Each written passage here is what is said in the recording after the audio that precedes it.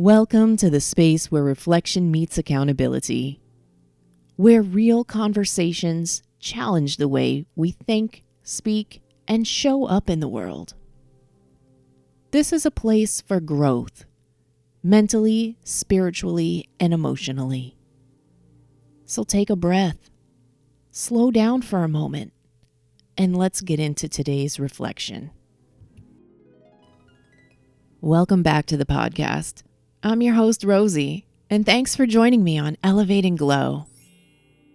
Episode 4, The Knot of People Pleasing. You ever leave a conversation and replay it in your head later? Not because you said the wrong thing, but because you didn't say what you really wanted to say? Yeah, that. I remember a time I said yes to something I didn't want to do. Not because I had the energy, not because I believed in it, but because I didn't want to disappoint someone. And in the moment, it felt easier. Easier than explaining. Easier than possibly being misunderstood. Easier than risking someone being upset with me. But later, I felt it.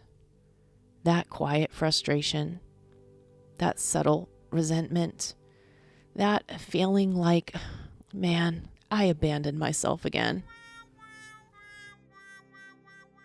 And it reminded me of that kite. Because imagine trying to fly a kite while multiple people are holding the string. Everyone pulling in different directions. No clear guidance. No center. Just tension. That kite doesn't rise. Not because it can't, but because it's being pulled away from itself. That's what people-pleasing does. You start adjusting who you are to fit what others need. You soften your opinions. You silence your needs. You shape yourself into something easier to accept. And over time, you stop recognizing yourself.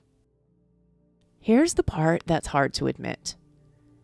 People-pleasing doesn't come from kindness. It comes from fear. Fear of rejection. Fear of conflict. Fear of not being liked. So instead of risking disconnection from others, you disconnect from yourself. And the more you do that, the tighter the knot becomes. Because now, it's not just about one moment. It becomes a pattern, a way of being. So what does untangling this look like? It doesn't start with a big, dramatic no. It starts smaller. It starts with a pause. That moment before you automatically agree. That second where you ask yourself, do I actually want this?